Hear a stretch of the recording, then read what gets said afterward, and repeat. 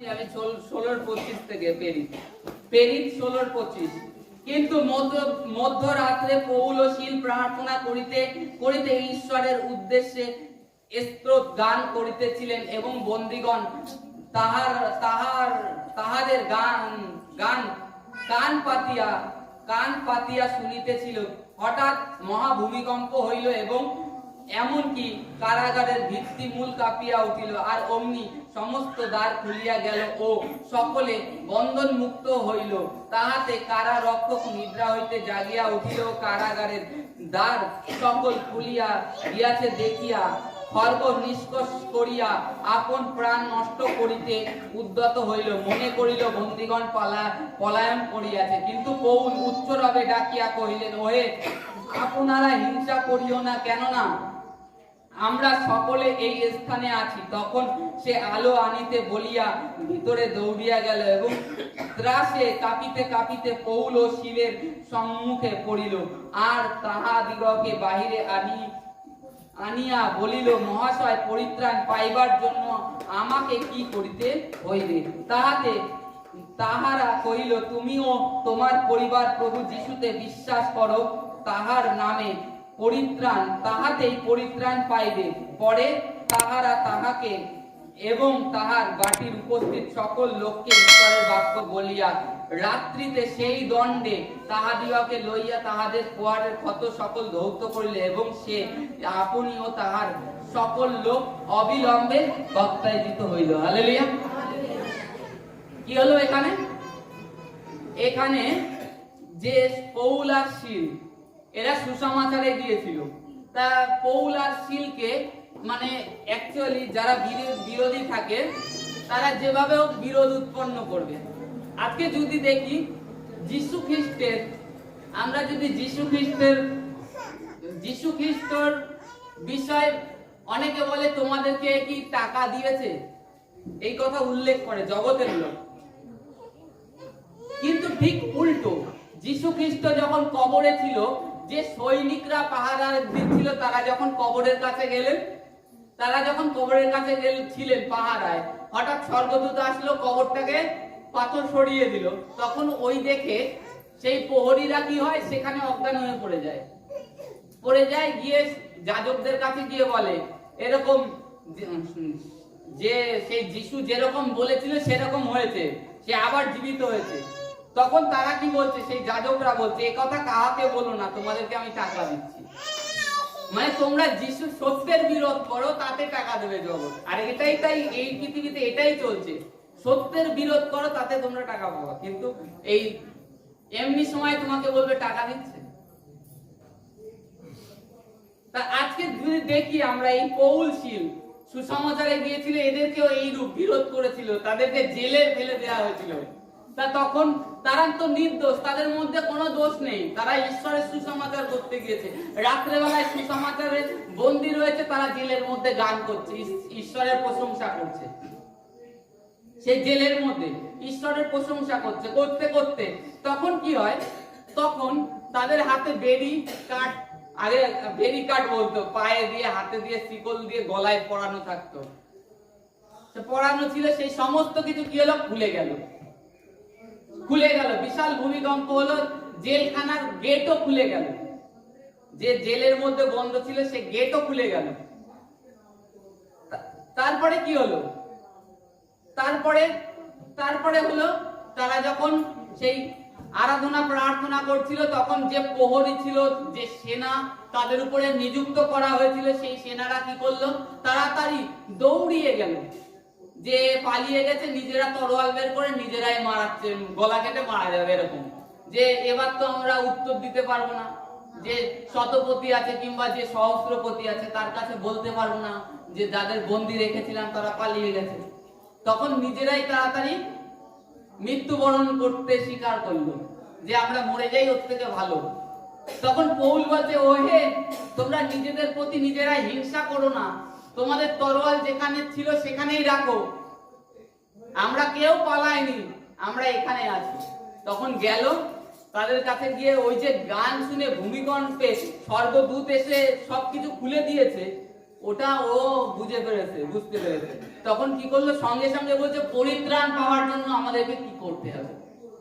যে পাহারায় ছিল সে বলছে পরিত্রাণ পাওয়ার জন্য আমাকে কি করতে হবে। তারা আর কোনো কথা না। আমরা বুঝতে পেরেছি আপনারা ঈশ্বর থেকে এসেছেন, ঈশ্বরেরই লোক। তা পরিত্রাণ পেতে গেলে আমাদেরকে কি করতে হবে। বলছে তুমি তোমার পরিবারে বিশ্বাস করো, তুমি তোমার পরিবার সহিত বিশ্বাস করো। তারপরে ঈশ্বরের বাক্য তারা বলল, তাদেরকে নিয়ে গেল সেই শতপতির বাড়িতে, সেই সেনার প্রধানের বাড়িতে নিয়ে গেল। নিয়ে গিয়ে তাদেরকে তার আগে যে মারধর করা হয়েছিল, ক্ষত হয়েছিল, গায়ে ঘাম কেটে কুটে গেছে, সেগুলো মুছে ধৌত করে ওষুধ টষুধ লাগালো। আর সেই রাত্রে তারা তাদের পরিবার সমেত বাপ্তাইজিত হলো। তারা কিন্তু আর দেরি করেনি, তারা আর দেরি করেনি। আর আজকে আমরাও মানুষ, আমাদের বিশ্বাস ঈশ্বরের প্রতি কোথায় নাকি? আজকে কি প্রয়োজন দাদা কিংবা আমি কিংবা আরো যারা ঈশ্বরের সন্তানরা আছে, তাদের কি প্রয়োজন আছে কাজ ছুটি করে পরিবারকে সমস্ত সঙ্গে একটা শত্রুতা ভাব, জগতের সাথে যে ঈশ্বরের সহিত মিত্রতা মানে জগতের সহিত শত্রুতা। কি লাভ? আজকে সবকিছু পরিত্যাগ করে ঈশ্বরের সুসমাচার করা, বক বক করা। আপনারা কেউ কি আমাকে পয়সা দেন? তাহলে ঈশ্বর, এটাই আমি জেনেছি যে ঈশ্বর যিশুতে অনন্ত জীবন আছে। আর এটাই যেন গুপ্ত না থাকে, আপনারাও সেই অনন্ত রাজ্যের সহভাগী হই। আজকে যেরকম এখানে আমরা প্রার্থনার সহভাগী হচ্ছি একে অপরে, সেরকম ওই অনন্ত রাজ্যেরও যাতে সহভাগী আমরা হই।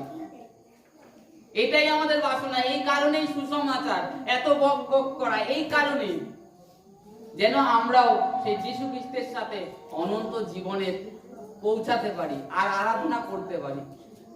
আমাদের আত্মাটাকে ওই নরকে ফেলে দেওয়ার পরে মানে অনন্ত জীবন আমাদেরকে নরক ভোগ করতে হবে। এবারে ঈশ্বর কি করবে পরের বিবেচনা ঈশ্বরের কাছে, ওটা মানুষের কাছে নয়। ওটা মানুষের ব্রেইনতেও আসে না যে তারপরে ঈশ্বর কি করবে। অনেকে বলে থাকে যে তারপরে হয়তো তুলে, সেটাই ঈশ্বরের কাছে, সেই কি করবে না করবে। কারণ বাইবেলে এইটুখানি আমরা শিক্ষা পাই যে বেঁচে থাকাকালীন যা কিছু ঈশ্বরের মহিমা, এই দেখুন গাবাই দেয়া, ঈশ্বরের প্রশংসা করার একমাত্র মানে এই যে সাক্ষী অপরের কাছে দেওয়ার এই ক্ষমতা, এই অধিকার একমাত্র আমাদের মানুষকেই দিয়েছে, স্বর্গদূতকেও দেয়নি। সাক্ষী দেওয়ার যে ক্ষমতাটা, এটা স্বর্গদূতকেও দেয়নি। যে স্বর্গদূত ঈশ্বরের সঙ্গে গমন করে তাকেও দেয়নি, আমাদেরকে দিয়েছে। এবার বুঝতে হবে ঈশ্বর কতটা ভালোবাসে আর কেন বা তার পুত্রকে পাঠালেন।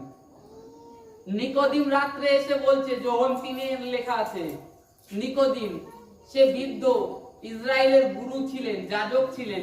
তিনি যিশুর কাছে এসে বলছে যে গুরু, সদ্গুরু, আমি জানি আপনি ঈশ্বর থেকে এসেছেন, আমাদেরকে অনন্ত জীবন পেতে হলে কি করতে হবে? তখন যীশু খ্রিস্ট বললেন, নতুন জন্ম হওয়া প্রয়োজন আছে প্রত্যেক মানুষের। নতুন জন্ম কি এ বিষয় পরে খুলে বলবো শুনতে হলে।